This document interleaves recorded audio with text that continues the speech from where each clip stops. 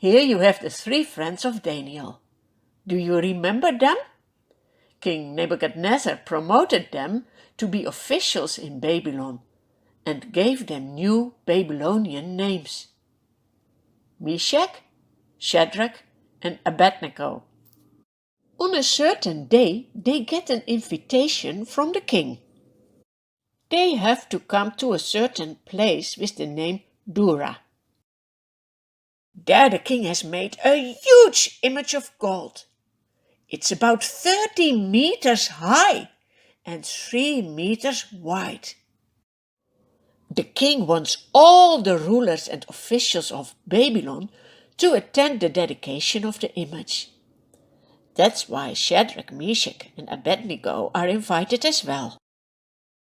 A herald loudly proclaims, "Everybody is commanded. As soon as you hear musical instruments, you must fall down and worship the image of gold that the king has set up. Anyone who does not fall down and worship will immediately be thrown into a blazing furnace." No one wants to be thrown into a fire, right? As soon as the music plays, everyone bows down to the golden image. Everyone? No, do you see? 3 men are still standing. Shadrach, Meshach, and Abednego. They know that you are only allowed to worship God and Him alone. Do you know that as well? Never forget it. Some men rush to the king and say, "There are 3 men, Shadrach, Meshach, and Abednego. They don't serve your gods. They don't bow down for the image of gold." The king becomes angry. He says, "Bring these 3 men to me." Then he asks, "Is it true that you don't serve my gods and that you don't bow down before this image? I will give you one more chance. But when you don't do it, you will be thrown in the furnace. Do you think there is any God who can save you?"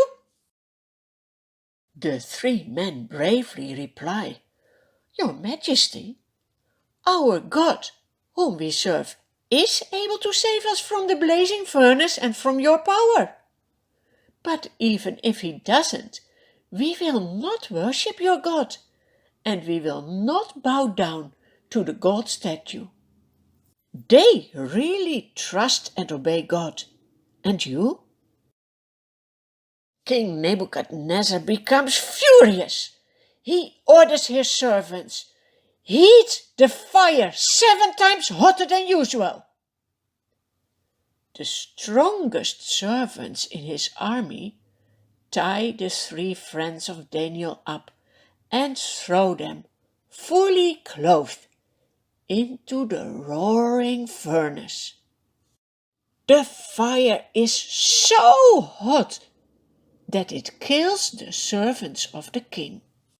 And what about the friends of Daniel? Suddenly King Nebuchadnezzar leaps to his feet in amazement. "Didn't we tie up 3 men and throw them into the fire?" he asks. Men around him answer, "Yes, we did, Your Majesty."